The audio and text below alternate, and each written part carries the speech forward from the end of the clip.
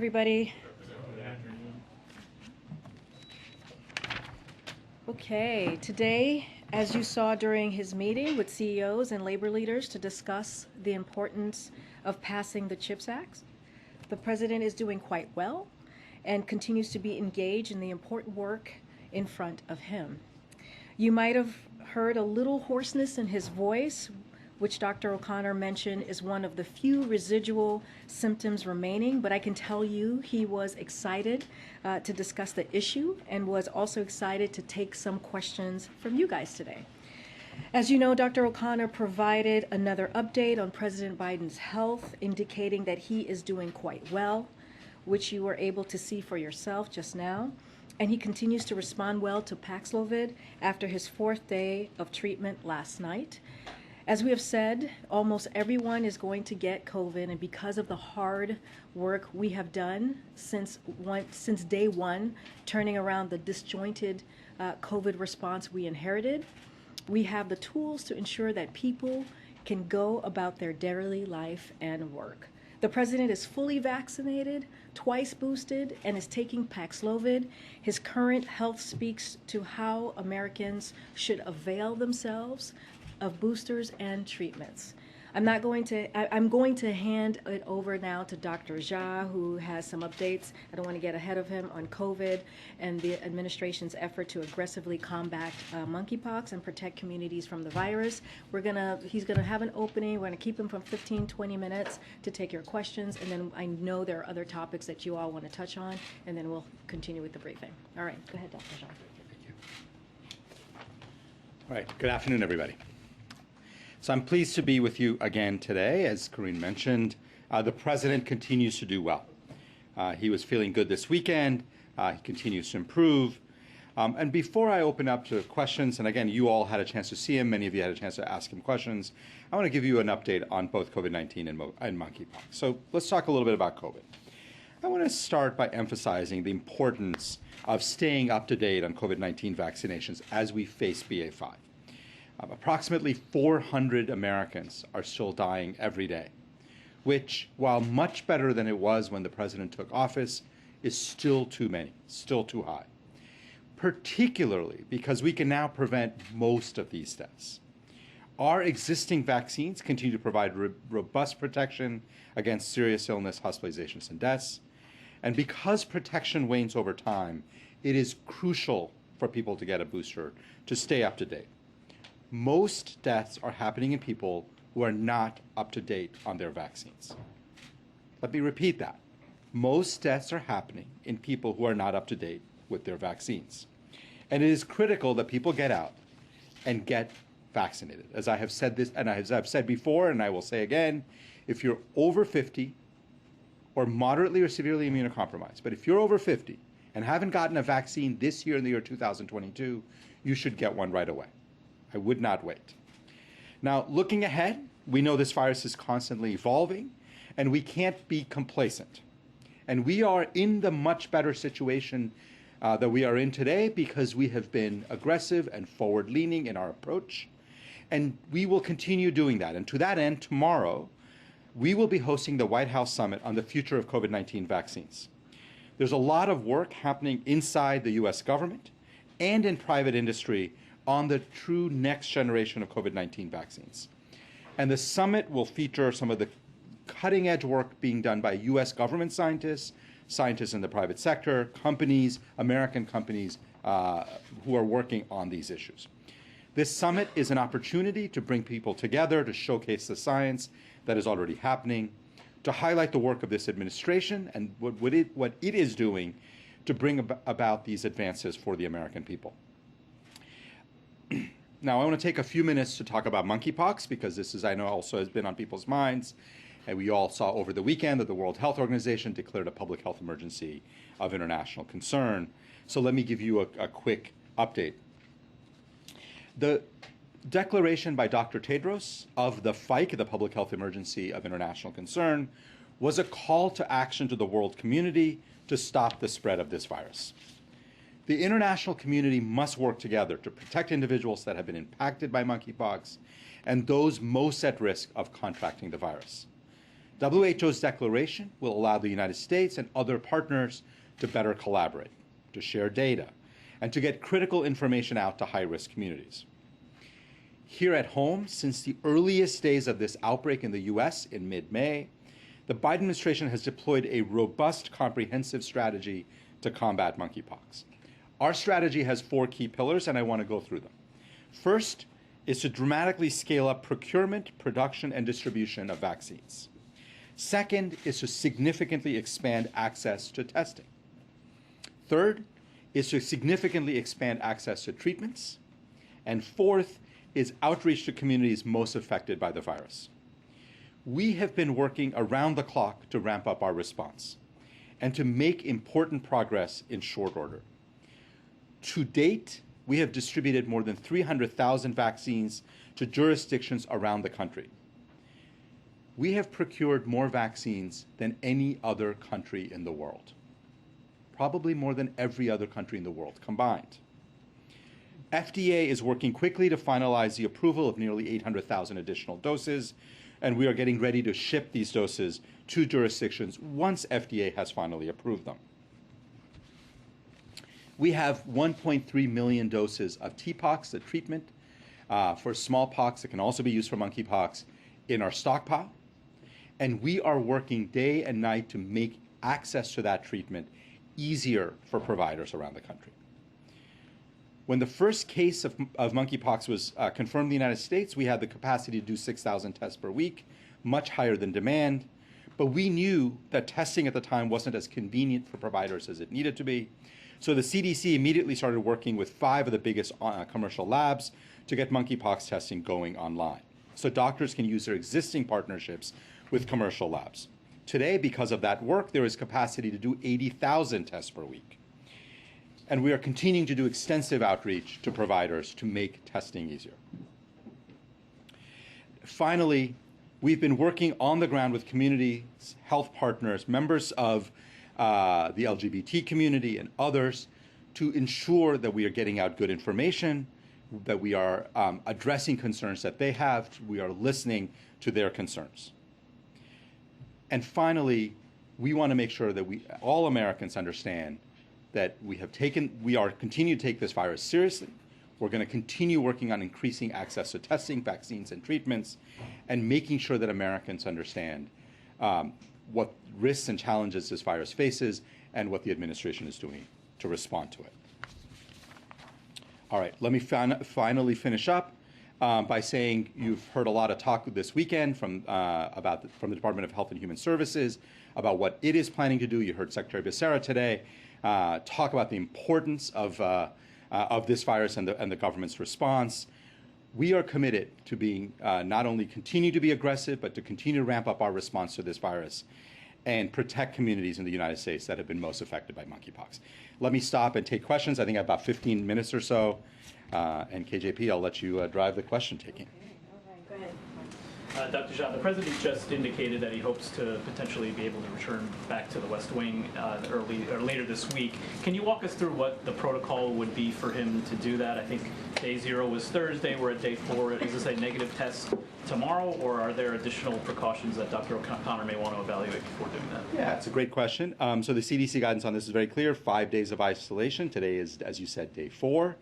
So tomorrow will be day 5.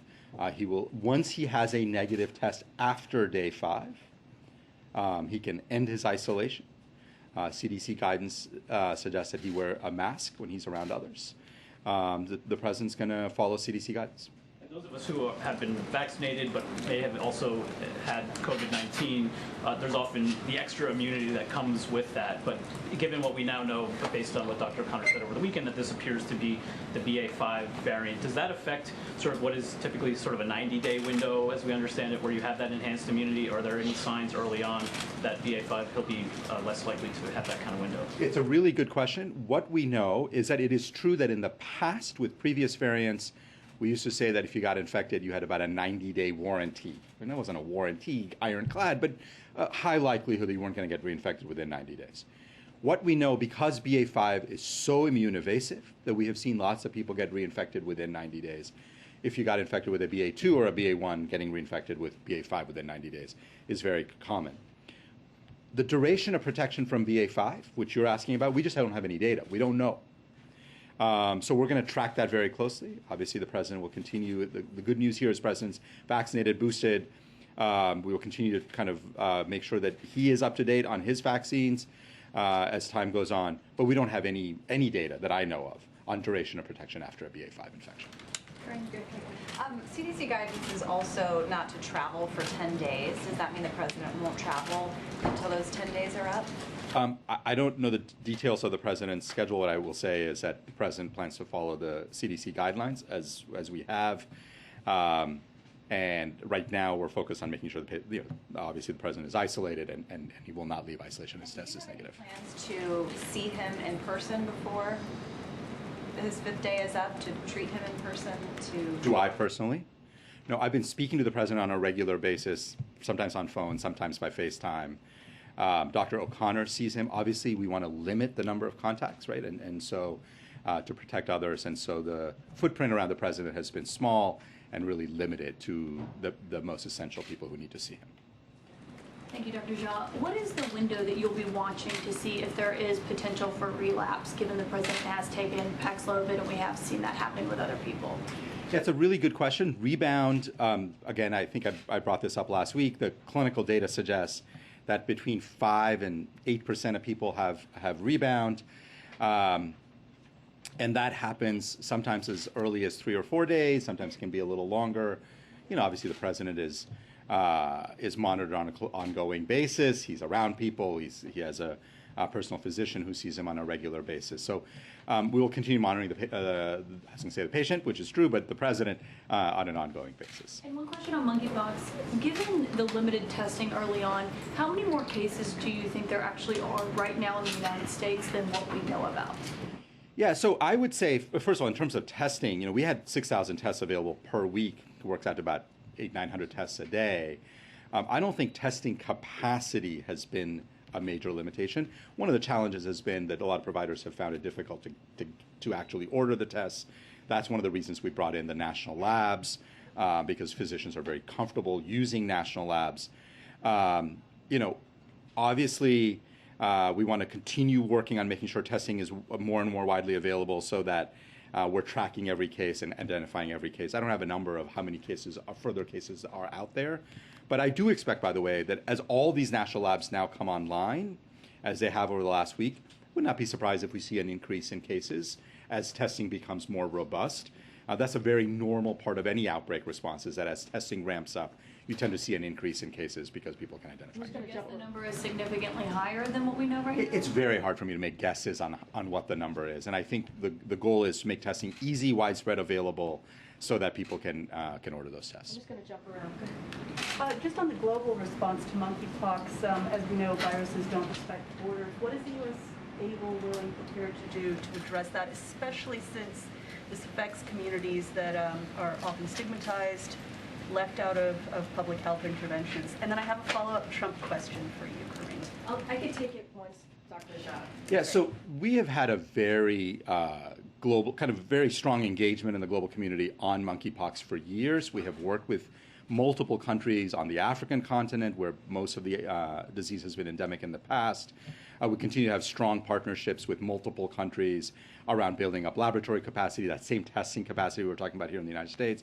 It's really essential that other countries have that as well. We're continuing that work.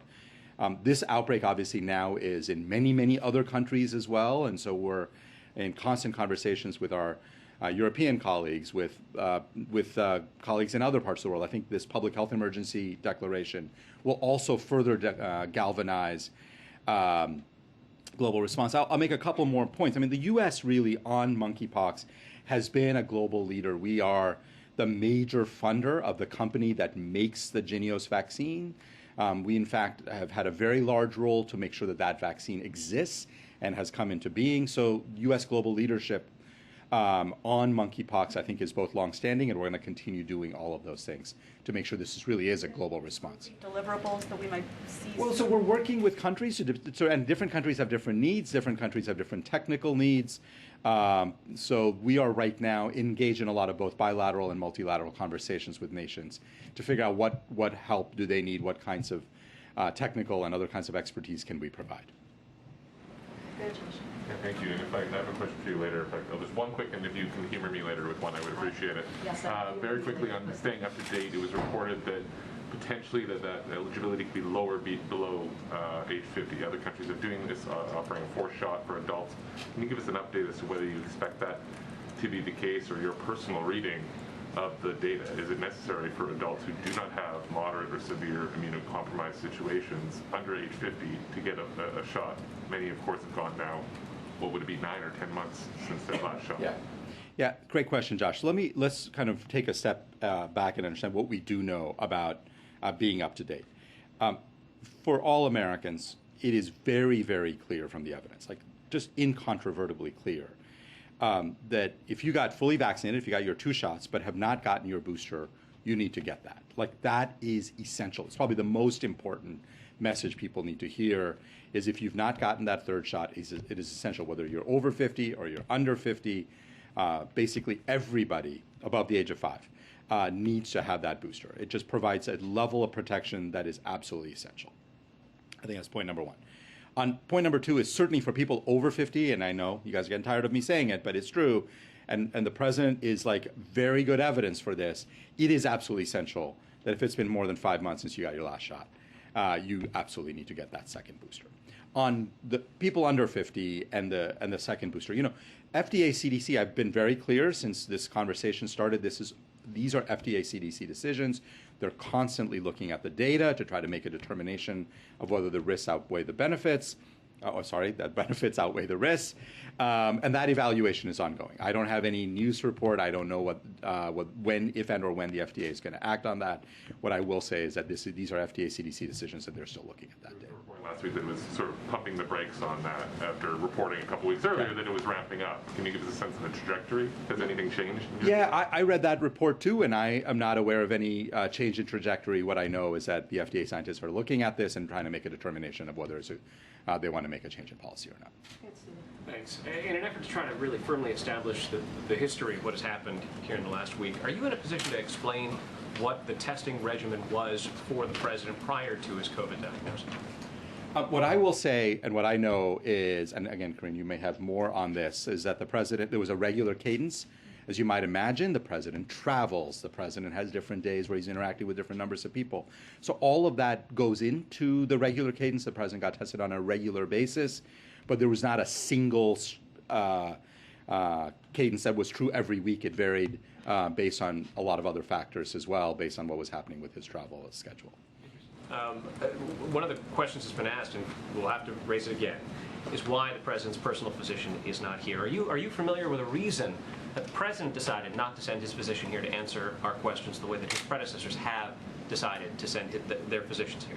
KJP, I don't know if you want to start it. I'm happy to give my thoughts, or you want me to just give mine? Why don't you start and I'll come in. Yeah, so look, you've heard every day and from the president's physician through his detailed accounting of his assessment, his plan. I have been speaking to both his personal physician, I speak to him every single day at length, with the president on an ongoing basis. And the bottom line is the president has had, thankfully, because he is double vaccinated, double boosted, he's had a relatively mild upper respiratory infection. And in that context, we have provided, I think, an extraordinary amount of transparency about his care, when he got tested positive, how he's done each day, the evolving nature of his symptoms. Is his runny nose a little worse, a little bit better? Like, we've been very, very open and transparent with all of that data. And what I'm able to do is obviously provide that broader context of how to think about the president's condition in the context of the broader COVID response that we have. But the president's physician, I think, has been very, his words have been very clear, and then you've heard from him through his letters every single day. Forgive me, there's a history here in this room of the president's physician standing here to take questions, and in part it's because some of your colleagues in the medical profession do have questions, and they've asked us to ask those questions about why the president's doctor ordered him to stop taking Questor and Eliquis. You have done your best to communicate the answer that the president's physician has given, but are you familiar with the reason why the president decided not to send his doctor out to answer those questions specifically? Yeah, what I will say is, again, if you take a look, step back and ask the question, what's the medical condition that the president has? Yes, he has COVID, which is very dangerous for people who are not vaccinated, not boosted, not taking therapeutics. But that is not the president. The president's immunity is up to date. He's getting treated. In that context, he's had thankfully, and again, continue monitoring the president and hope that it all continues the way it has gone so far. But he's had, thankfully, a relatively mild respiratory illness. In that context, I think that you've been hearing from the president's physician, you're hearing from me. That is a lot of information, and certainly plenty of information to understand both the president's condition and the decisions that are being made. I don't know if you want to add anything further. I mean, look, just a couple of things, as you, Steve, mentioned some of our medical colleagues. Just want to say a couple of things about some notable healthcare professionals who have validated our treatment approach, who have been on networks here in this room, and also who have been in newspapers of some folks here. For example, Dr. Lena Wen from George Washington University in the Washington Post, she said, "The president's medical team has done all the right things following his diagnosis.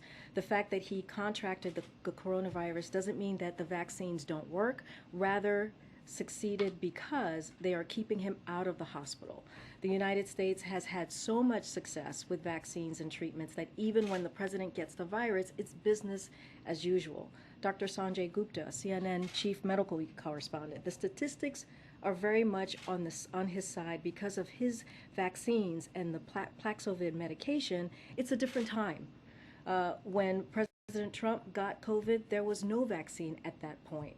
So this is an example of how effective the vaccines are, just if you compare those two situations. And the reason why I read those two is because we have seen from his doctor that he's had very mild symptoms, that right now he's almost completely resolved, and he has been able to do the work of the American people. And so if you go back on Thursday, when we was positive, we put out a statement. I put out a statement. Then we had a letter from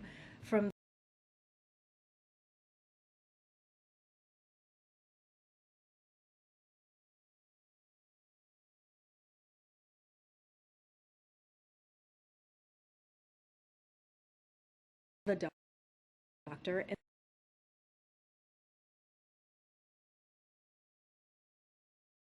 you heard from the doctor himself.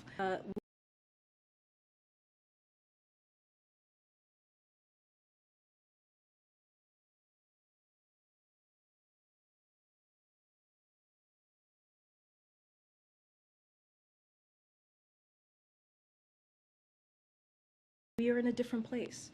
This is not 21, 22 months ago. This is not even a year and a half ago. And so we've been here almost every day since, not every day since, every work day since, for about an hour, fielding your questions, taking your questions.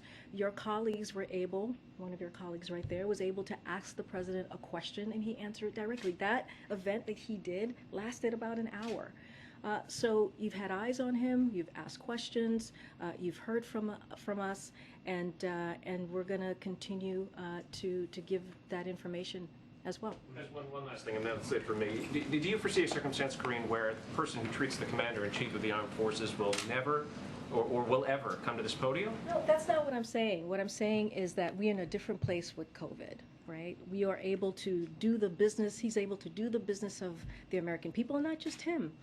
Other Americans as well, because there are vaccines that are free, because there are boosters that are free, because there's Paxlovid, which is an antiviral medication that has helped him really take to the treatment well, really recover very well. You saw him again for your very own eyes. You saw him give a speech at Noble that we just played for all of you, which is why we were a little bit behind in starting this, and also during his CHIPS event.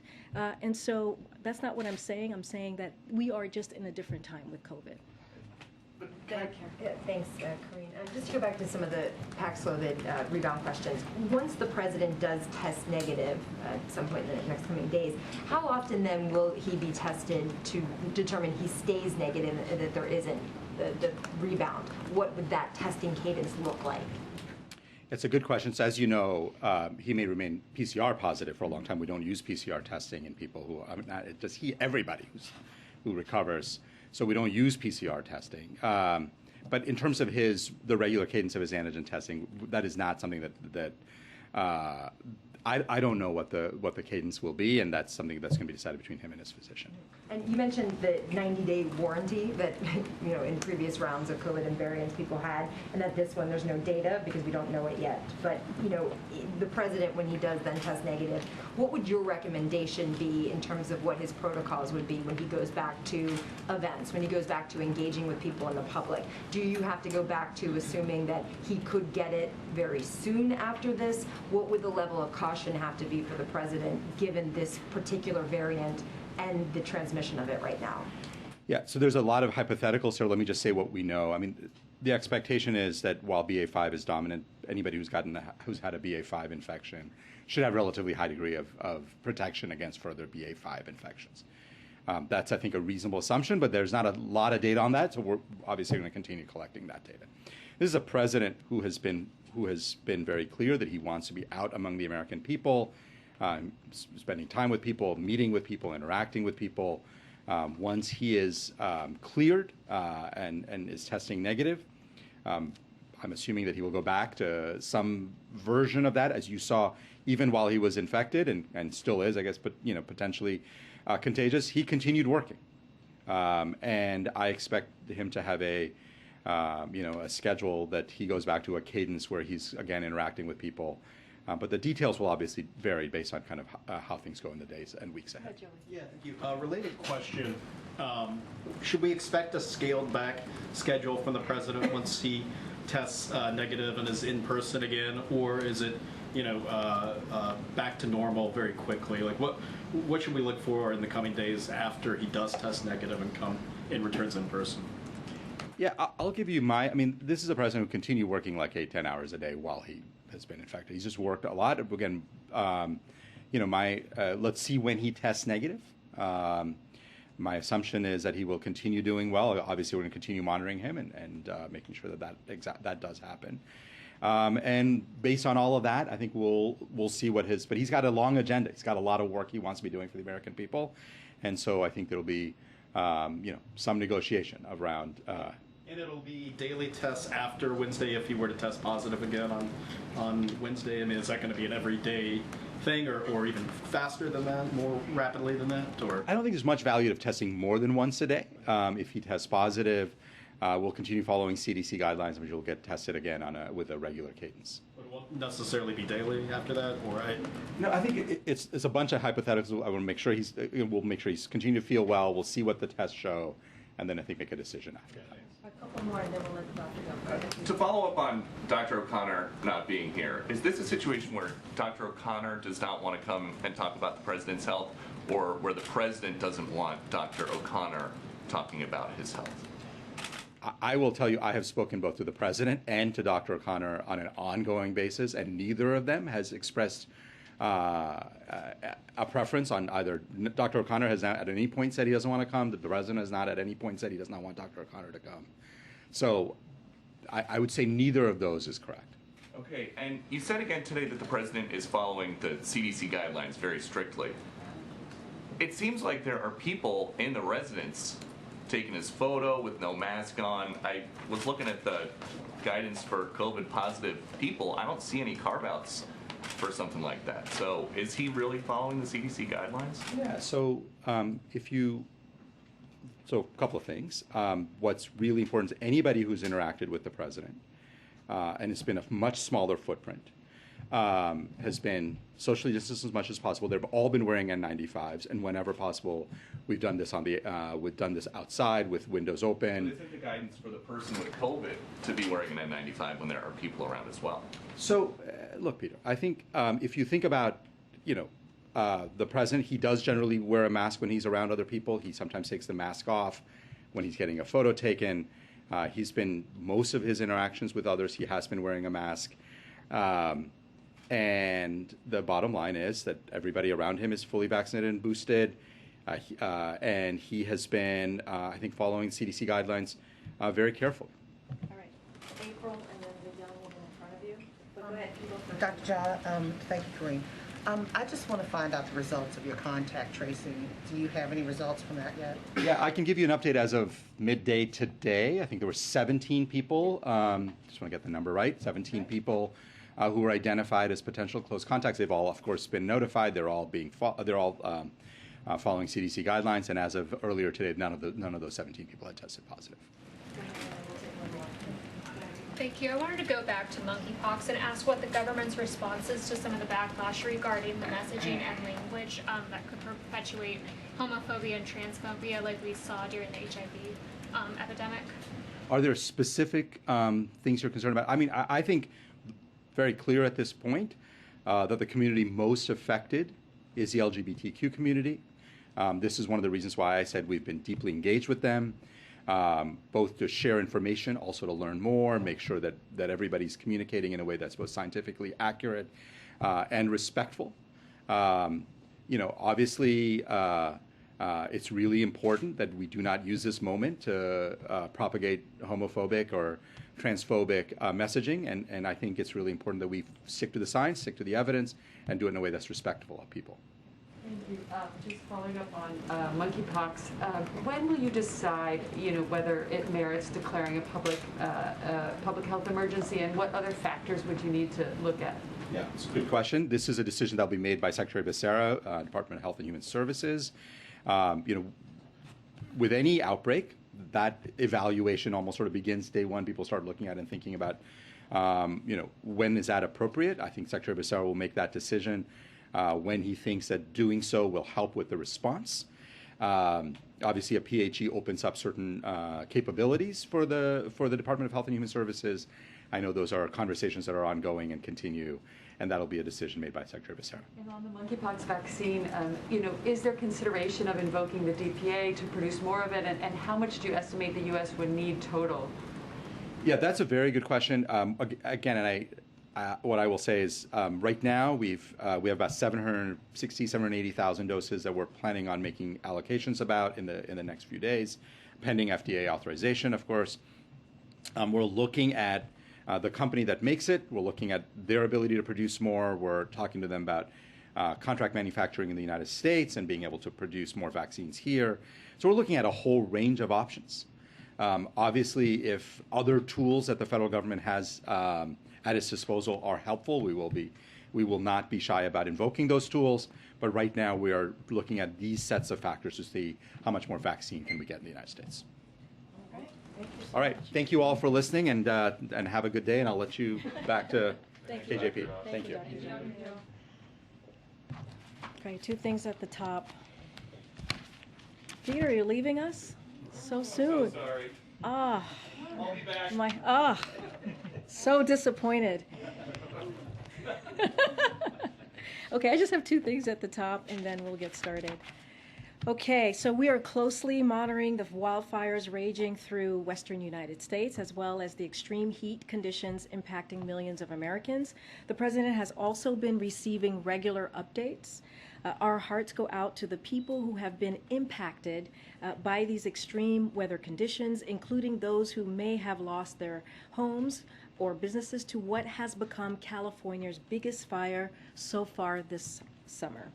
More than 2,500 personnel and firefighters are on the ground fighting the fire, and FEMA on Saturday quickly approved additional grant funding to help California pay for the cost of fighting the fire. Federal agencies are also working with state and local partners to provide clear and accessible information on how people can protect themselves from extreme heat. And federal officials are proactively inspecting over 70 high-risk industries in areas under a heat warning or advisory. As always, we are grateful for the brave and swift work of federal, state, and local responders.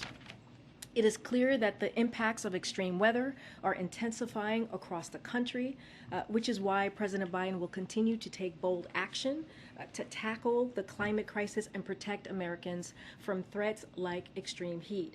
And tomorrow, the administration will launch heat.gov, a new website that will provide information and tools to assist federal, state, and local governments in responding to extreme heat. President Biden has made clear that if the Senate is not acting on the climate emergency, he will. In the coming days and weeks, our administration will continue announcing actions to help communities coping with extreme heat, mitigate wildfire risk, and tackle the climate crisis. One last thing before we start.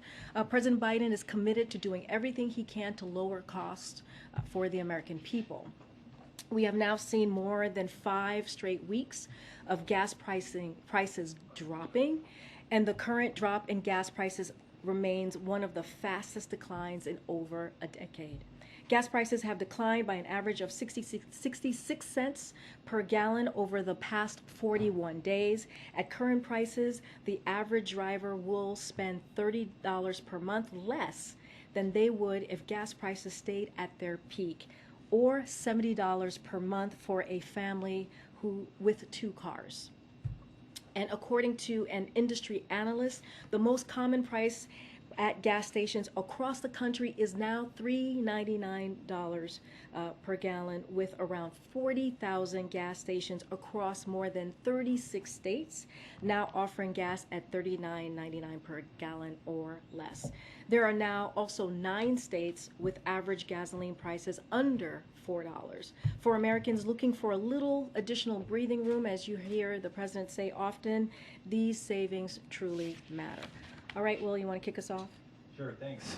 So medical issues aside, I just wonder, can you give us a better idea of what the president's return to work will look like? Does he have events that are already scheduled and on hold until he gets in person? Is he waiting on announcements that we might get? So soon? right now, I mean, just like Dr. Jha was saying, I don't want to get into hypotheticals.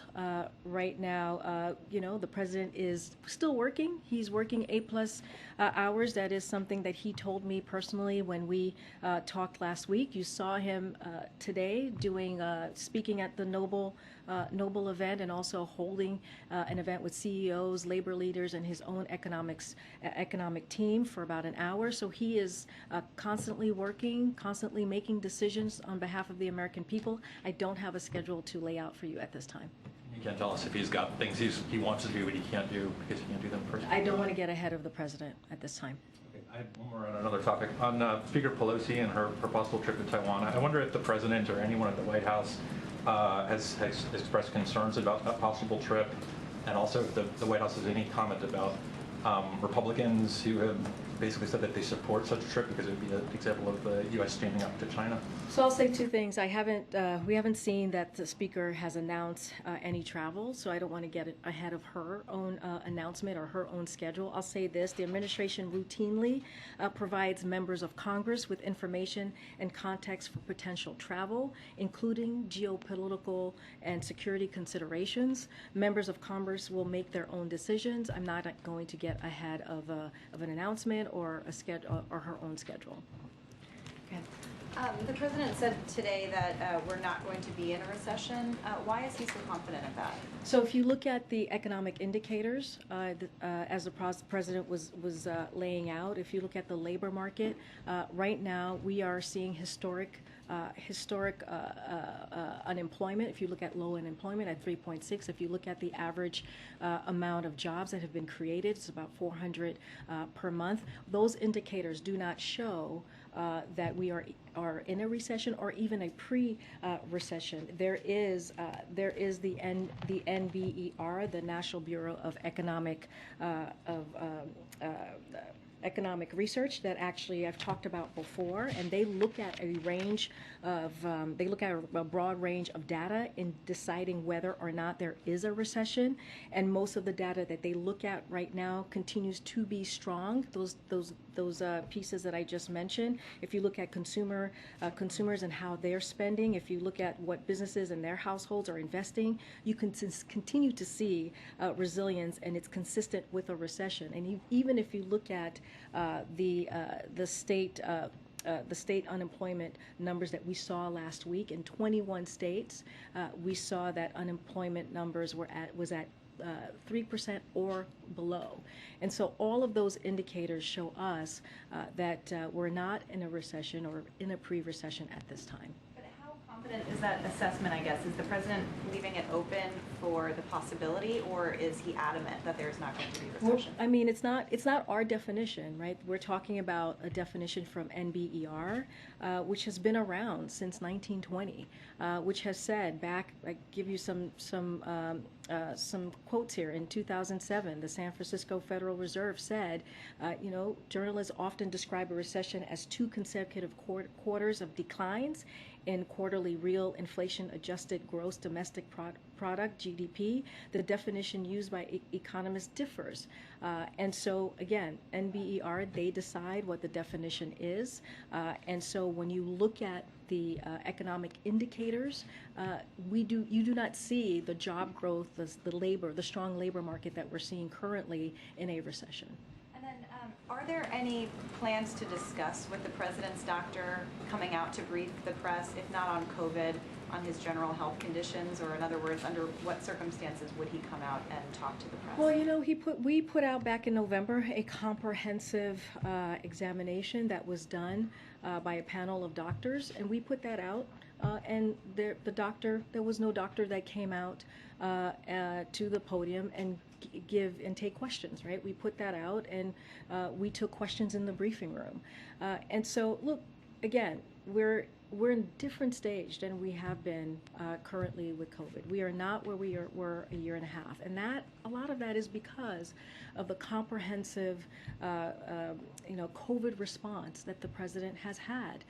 The fact that he's able to be fully vaccinated and double boosted, and not just him. We're talking about Americans across the country, and we are encouraging. We see this moment as a teachable moment, as a moment to really let folks know, if you haven't gotten vaccinated, the time is now. If you haven't gotten that first or even second booster, the time is now to do that, so you can have that extra protection. Quick follow-up to that. Have you or did Dr. Jha ask Dr. O'Connor to come to the briefing room and they declined, or because Dr. Jha indicated that there was no resistance to doing that? So there is no resistance to doing that. The answer, and the question that was asked, the answer is no to that. We believe that, not even we believe, we know that the president has very mild symptoms. He is managing this. He's reacting to the treatment very well. This is coming from Dr. O'Connor. And you all have seen him today, twice. Taking questions from your colleagues. And so he's able to resume, I should say, work on behalf of the American people, as he has been. He's isolated. He's following CDC guidelines by being isolated. But again, this is what's important about the time that we're in. We're able to have the treatment, we're able to have the boosters, have the vaccine, so that people can continue to do the work. We should be thrilled. We should be thrilled that our president is doing well and is responding well to the treatment and has very mild symptoms, or is at a point where his symptoms are pretty much resolved, as the president has said. I wanted to ask about the president's comments in this address to a noble. He refers to his predecessor watching the events of January 6th unfold from the private dining room, saying he didn't have the courage to act. I wonder, this is the most specific and the most forceful we've heard President Biden speak about his predecessor's conduct on January 6th, and I wonder if this is an indication of a change in posture. Would the president be bringing this kind of contrast more to the fore in the coming months? So the president has been, in the past several months, has said that the former president bears responsibility on the insurrection.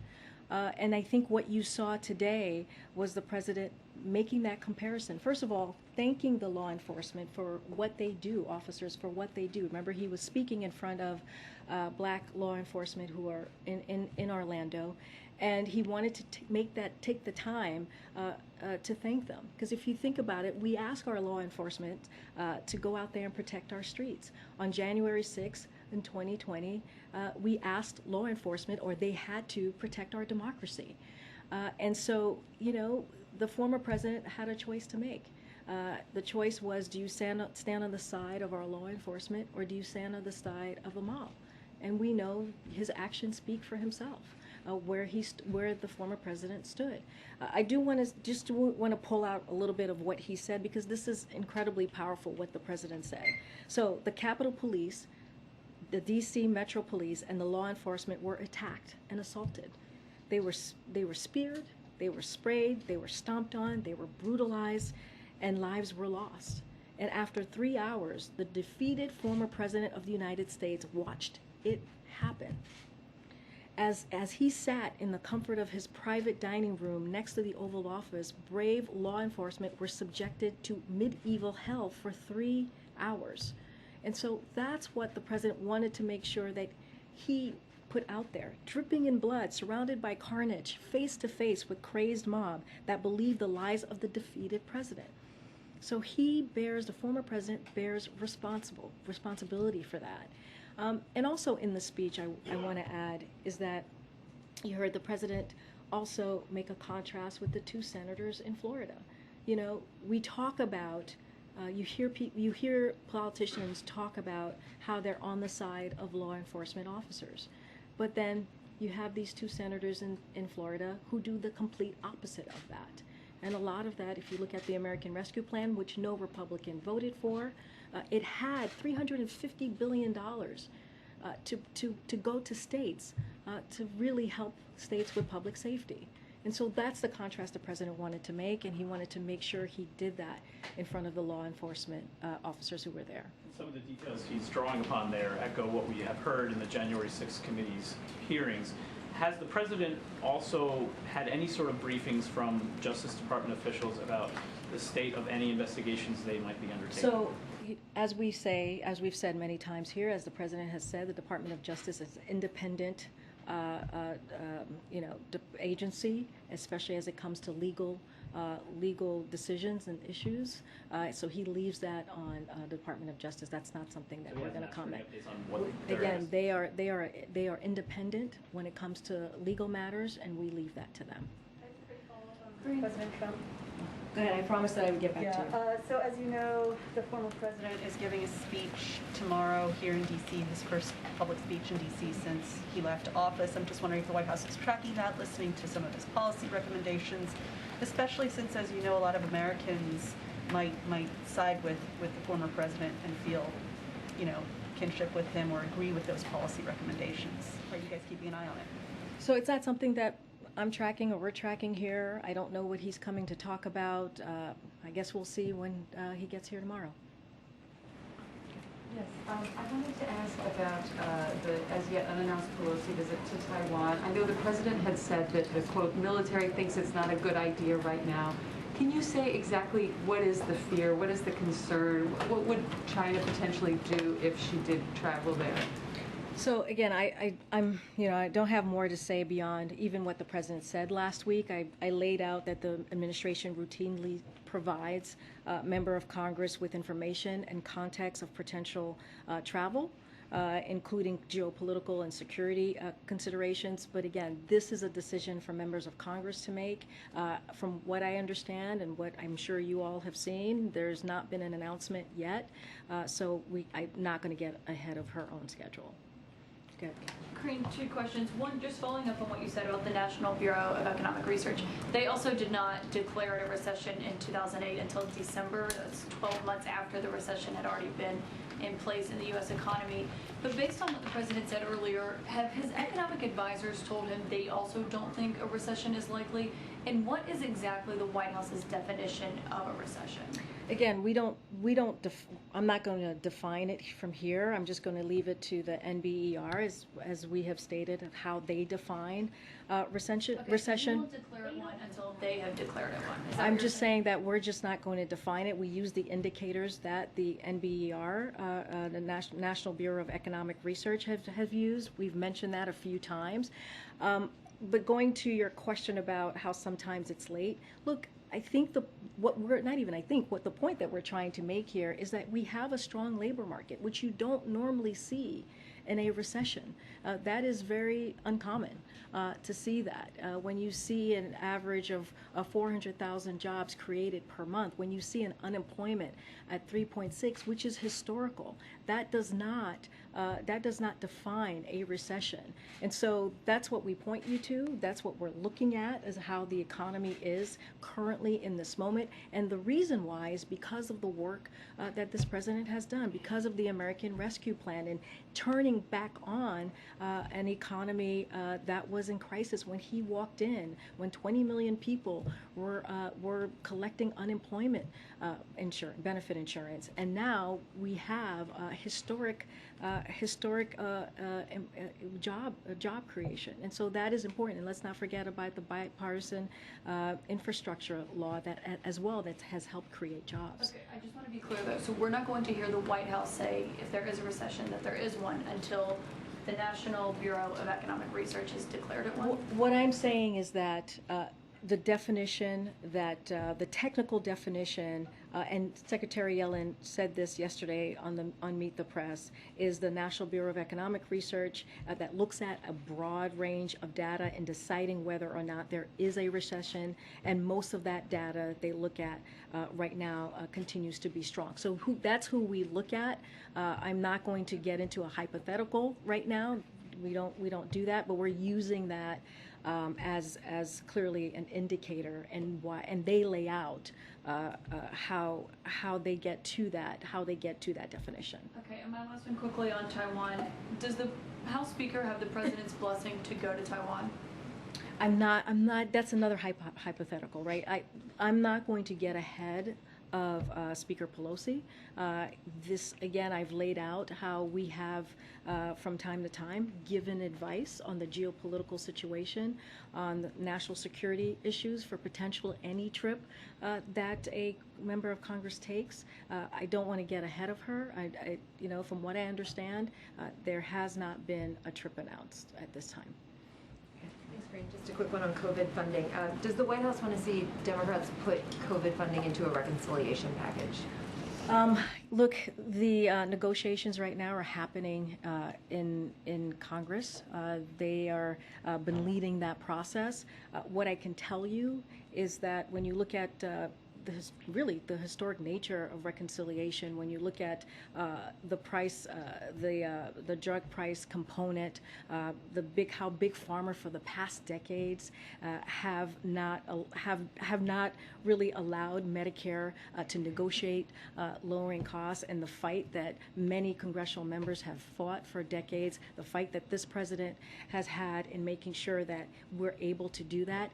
When this happens, this will mean a lot. This would be a big deal for seniors who are dealing with chronic illnesses, bringing that lowering costs for the American people, and also the ACA provisions. All of these things are incredibly important for the American people, and so that's going to be our focus. I know that it has support from Democrats in the Senate, and so we're going to allow the Senate to move forward and move forward with what that's going to look like. It has support. You mean putting COVID funding into No, this? meaning like what I just laid out has support from Congress. If there's no path forward, or if there doesn't seem to be a clear path on getting the funding that you've asked for 6 months ago, 4 months ago. Let's talk about that separately. That $22 billion is incredibly important. We continue to have conversation with Congress on getting that done. We need that. The U.S. cannot be behind. We've already made difficult decisions on COVID, and so we're going to continue to have those conversations. When it comes to reconciliation, we know what that looks like. We know what, thus far, what's going to be in that package, which the president supports and wants to see. We think having the prescription drugs and lowering the cost for seniors, make sure that Medicare is able to be able to have that ability to lower those costs is important, and it's going to mean a lot to a lot of families, and this is incredibly personal to the president. To put that We're having conversation with Congress about that, about the $22 billion. Right now, we're focusing on what's in the reconciliation package right now, and that is something the president supports. President Biden said he expects to perhaps speak with President Xi this week. I'm wondering if there's anything you can tell us about what he plans to raise in that call and what topics will or will not dominate that conversation. So I'm not going to get ahead of the president. I know he just spoke about this. I'm not going to add more to what he said. You know, you've heard me say this, you've heard us say this before, is that we have kept the lines of communication open with China, having staff-to-staff conversation. The president spoke to, as you know, President Xi back in March. I'm just not going to get ahead of the president or any announcement or confirmation of a call. Do you think tariffs are going to come up or play a role? I'm not going to lay out the agenda of what potentially would happen on that call. And just on the recession thing, and not to belabor the point, but you made it. You said that journalists use the phrase technical recession. I mean, I have notes from the last few days from Deutsche Bank, Morgan Stanley, Wells Fargo, Citigroup, and Fitch, all using that phrase. Those aren't, you know, rabble-rousing journalists. And so I'm wondering, is that simply a phrase we won't hear from the White House? So on Thursday, if it's negative GDP, what would you call that? So a top official, I'll give you one, a top official at Goldman Sachs recently said it would be historically unusual for the labor market to be as strong as it is at present, even at the very onset of a recession. So, you know, what we are seeing, if you look at the indicators, if you look at which one of them is the strong labor market, if you look at where the unemployment is nationally and also in those 21 states that I just laid out, 3% or less, those are historic figures. Those are not what we would call a recession, just according to how it is defined. If you look at consumer spending, if you look at what businesses and households are investing in, you continue to see the resilience, and it is consistent. It is not consistent with a recession, and so that's what the indicators that we are looking at. And I will add, Brian Deese will be in the briefing room tomorrow, so you guys will all have an opportunity to ask these very same questions of him. He is our, as you all know, our National Economic Council. He's the director of the National Economic Council, so you'll have the opportunity to ask him these very same questions. Thank you. Oh, okay. Well, thank you guys. See you tomorrow. Do you have any reaction to the Russian foreign minister who is on African tour? He was in Egypt yesterday, Congo, Brazzaville today, Uganda tomorrow. Yeah, I'll address that very quickly. So look, the Russian Federation knows its horrific war against Ukraine has caused the majority of the international community to see it as a pariah state. You've heard us say this before. Russia has created a global food crisis by preventing grain exports. Its bombing of the Odessa port is a violation of its own agreements. Foreign Minister Lavrov, as you just stated, is attempting to engage with countries to try to stem the onslaught of outrage against Russia, especially by misrepresenting Russia's role in causing a surge in global food insecurity. I'll see you guys tomorrow. Thank you.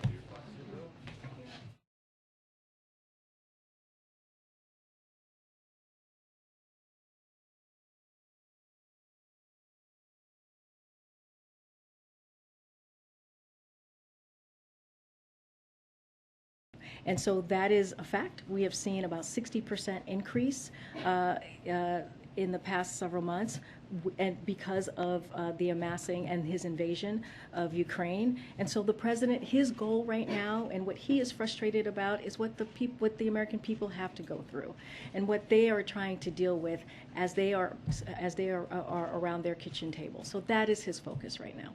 Go ahead. The president has talked about understanding from his life experience those difficulties, economic hardships, and so forth. Does he consider it a crisis for American families that prices are at this 40-year high? He understands the hardship that people are going through. He understands how difficult it is for families. He understands that. That's why he has done everything that he can and taken steps in many different ways to make sure that we lower cost. We announced new actions to give farmers the tools and resources they need to boost production and lower food prices and feed the world. High-speed internet for tens of millions of Americans. We announced new steps with the private sector to lower those prices. The nonpartisan Congressional Budget Office found that the deficit fell by 1.5 trillion this year, and it actually fell even more in most regions. Is it a problem? Is it a hardship? Is it a crisis? What is it that people are facing? It is, we're just in a difficult time right now with this inflation. That's why he's doing everything that he can. Look, his op-ed, he talks about this explicitly, about what he knows the American people are going through. And he laid out what it is that he's going to do to really fight against inflation. So it is something that he is aware of. This is clearly, right, as president, is something that is a priority to him. That's why he made sure that he rallied allies and partners around the world to release 1 million barrels of oil per day from the Strategic Petroleum Reserve, and that has been something that started for 6 months, in addition to an additional 60 million barrels of oil from other country reserves. That's for gas, to help with gas. The administration has allowed E15, which uses homegrown biofuels, to be sold this summer to help as well. And also he announced administration actions to save hundreds of thousands of families hundreds of dollars per month by fixing the Affordable Care Act's family glitch. So these are the things that he is continuing to work on and make this a priority. And that's why one of the reasons he wanted the American people to hear directly from him, hence the op-ed that came out. Okay. Back on the issue of gun reform, so you mentioned the limitations that the president is facing. He also has been he blunt. said this yesterday himself. There's only so much that he can do, that much of this is in the hands of Congress. But in Texas over the weekend, the president came face to face with a crowd that was demanding that he act, chanting, do something. And the president said, we will. Given the limitations that he is facing, how can he make that promise? What makes him so confident that this time around will be different? So, as I've said, our team is in close contact with key members of Congress on negotiations. And when the president when it's helpful, he will certainly engage. But look, what we're talking about is popular. It's something that the constituents want, right? When you think about 88% support background checks on all gun sales, just 8% oppose. When you think about 84% support a ban on firearm sales to people reported as dangerous to law enforcement, just 9% oppose. 69% of support banning high-capacity magazine, just 22% oppose. 67% oppose banning assault-style weapons, just 25% oppose. This is from a poll last week from Politico Morning Consult. Reuters had a poll as well on that same day. 84% support background checks for all firearm sales. 70% support red flag laws. So these are things that, if you think about the senators and congressional members, these are things that their own constituents support. And so what the president is going to continue to do, as he's done from the first few days that he walked into office, is to ask Congress to act. And so we're going to continue to have those conversations. He's going to do everything that he can to make that happen. We have to stop this gun violence epidemic that we're seeing. But these measures have been popular for some time. I mean, that's not new to this most recent massacre. So what is the president seeing, if anything, that makes him confident that this time will be different? I mean, we've heard him say that he thinks everyone's getting more rational about this. What has he seen from Republicans that gives him that sense? Well, right now, as we know, there are bipartisan negotiations happening today. It may have happened already. I know there was supposed to be a Zoom call that was being led by Chris Murphy. And so, it is important. That's what we want to see. We want to see steps being taken so that we can get to a resolution, a solution here. We cannot continue having this epidemic that we're having with gun violence. This is not okay. And what we're asking Congress to do is to vote.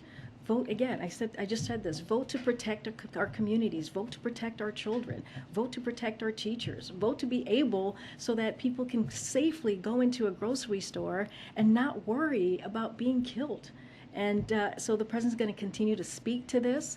He's going to continue to use, the platform that he has. But again, he has done more on executive action in his first year than any other president has, in particular at this point. How would you gauge his level of confidence that vote is actually going to happen? Look, we're going to continue to try. I cannot, I can't speak to how people are feeling in Congress. That's something that they have to answer, or where they are with the process. What we're going to do is do our job from here and having those conversations. As I mentioned, his team is talking to folks on the other side about negotiations, and we're going to continue to call for action. Can we come back to the back? I'm right here. Thank you so much. I have a BTS question and also a Taiwan question. A BTS? Yeah, Okay. first of all, they've been here for a few hours, just wondering if they're filming a music video on site or anything like that. And also, any substantive policy recommendations to the president about combating discrimination and hate crime? Well, right after they were here, they did go to meet with the president. Clearly, I don't know what conversation was had. Usually we try to keep those conversation private.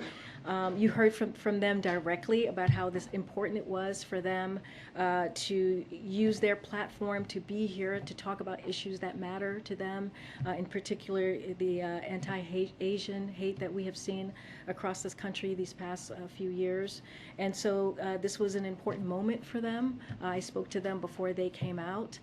They were thrilled to come out and make sure that you heard directly from them of why they were here. I don't have much more to share. As you know, they're having a meeting right now with the president. So moving on to Taiwan, Senator Duckworth is in Taiwan today, and China has sent 30 overflights to Taiwan. Is this seen as a threatening move? And can you just illuminate, what Senator Duckworth is doing over there, what the point of this mission is? Yeah, I cannot speak for Senator Duckworth. You would have to reach out to her office. I don't have anything to say on why she's there. Something you see as threatening? It's something that we're monitoring. I don't have any comment on that at this time, but clearly these are things that we keep an eye on. Can I ask you a question from the back? Thank you so much.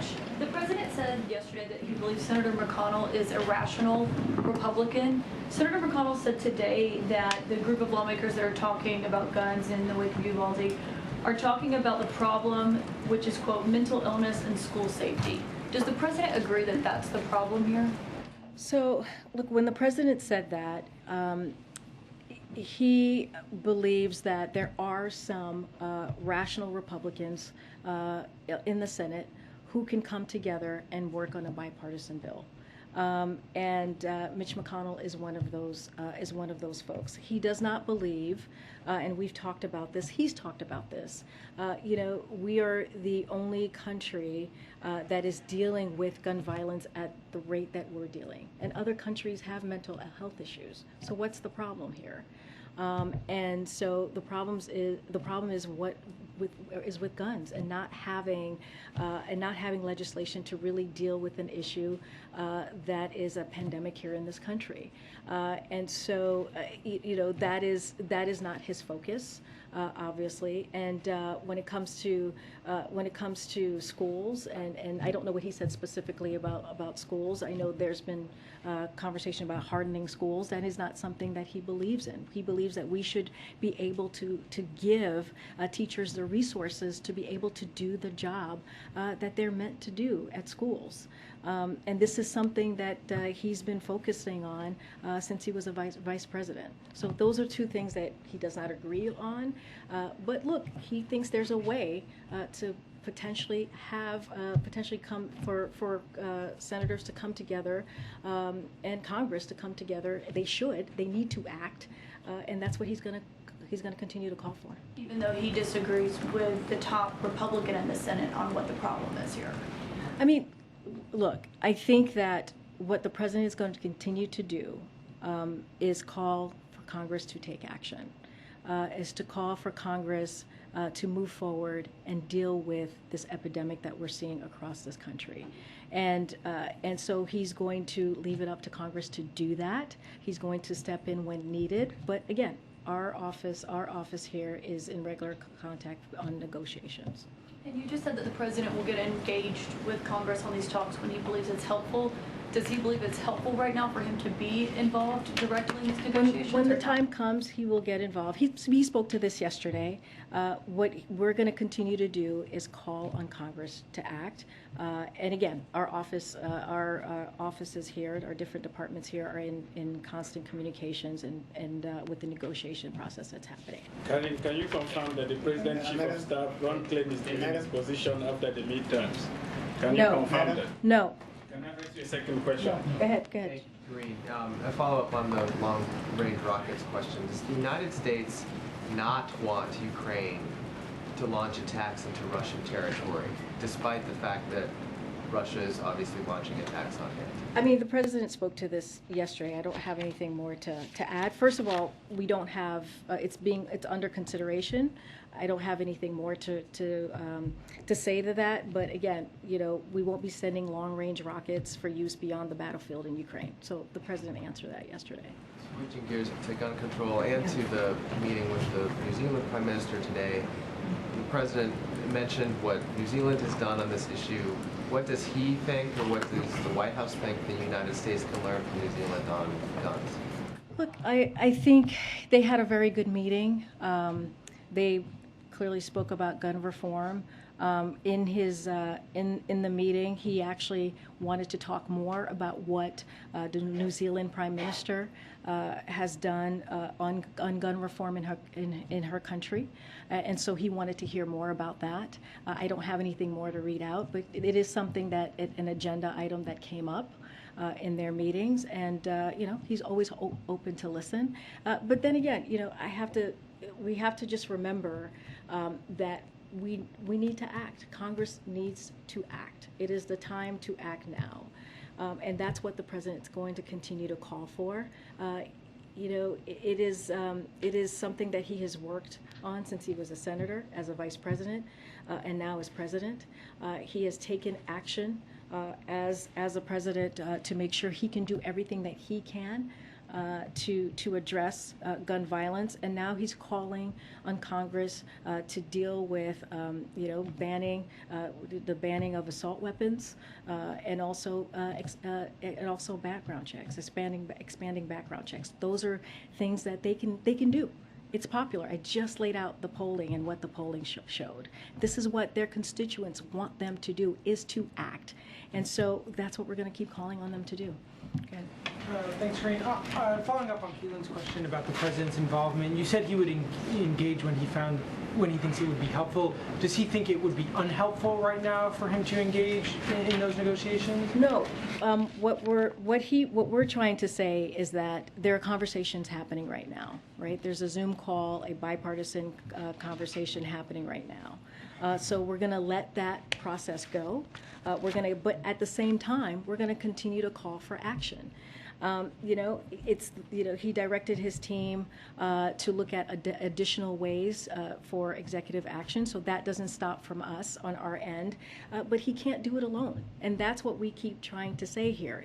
Congress needs to take their step to make action. And then just one follow-up again on the comment that he made about there are rational Republicans. As a candidate on the presidential campaign trail, he often said Republicans would have an epiphany after Trump was defeated, that they would come to their senses, in his words, and work with Democrats on certain issues.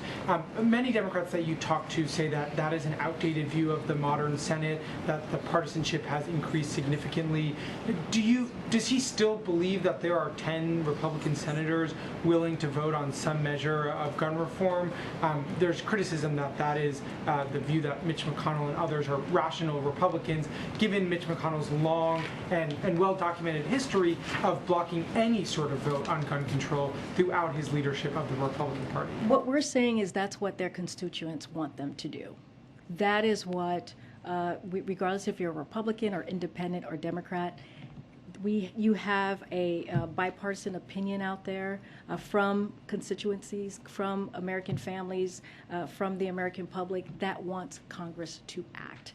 90% of gun owners support universal background checks. That's 90%. 84% of Republicans and 80% of NRA members support background checks. That's what we know. That's what the data shows us. That's what we need to do, is for them to act so that we can make sure that our communities are protected. that we save our communities, that our children are not going to school feeling unsafe. So that's what we need to make sure. What does the president think the reason is that Republicans are not voting for some of these bills? If you're saying they're widely popular, where does the president believe the disconnect is between the Republican leaders? That's for them to answer. They have to answer to their constituents. I just laid out what their constituents wants to see. That's for them to answer. That's a question that they need to go to their constituents and answer why they haven't moved forward on common sense gun violence reform. That's what we're asking for. Go ahead. This is a question I was hoping to get to Brian Deese, but I'm hoping you can help us understand as well.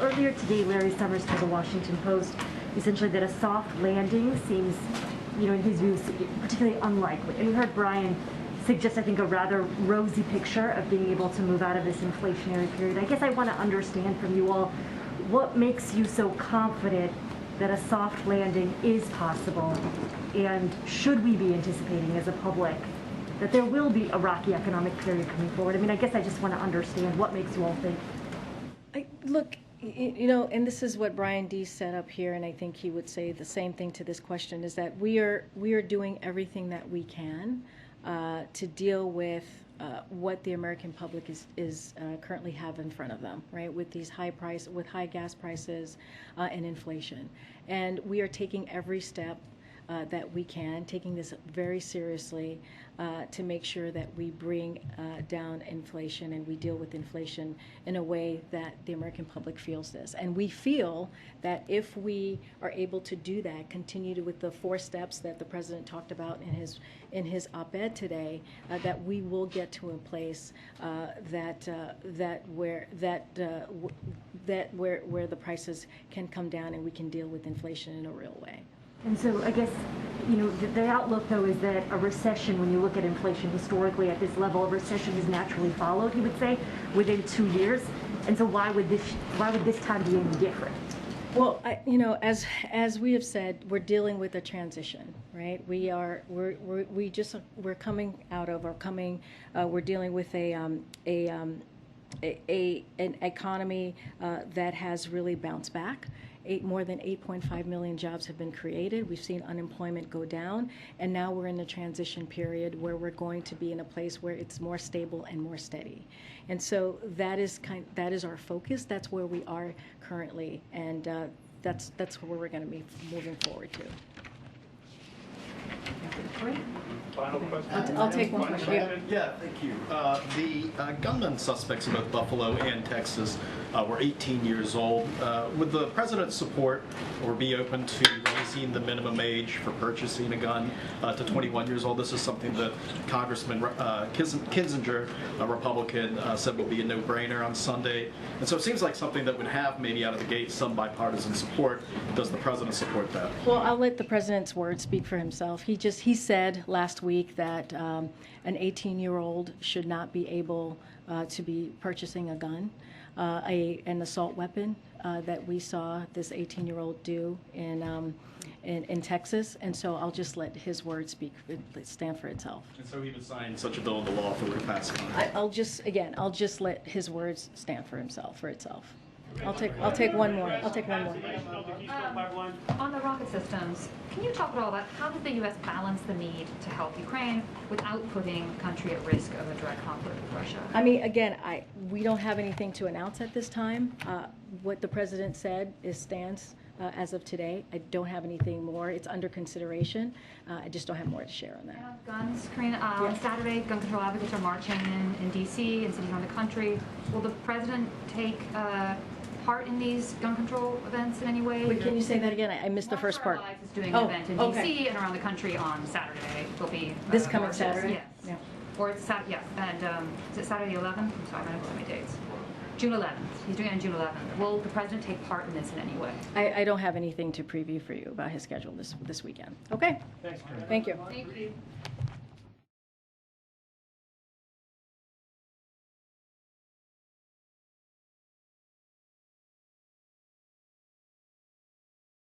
Hi, everyone.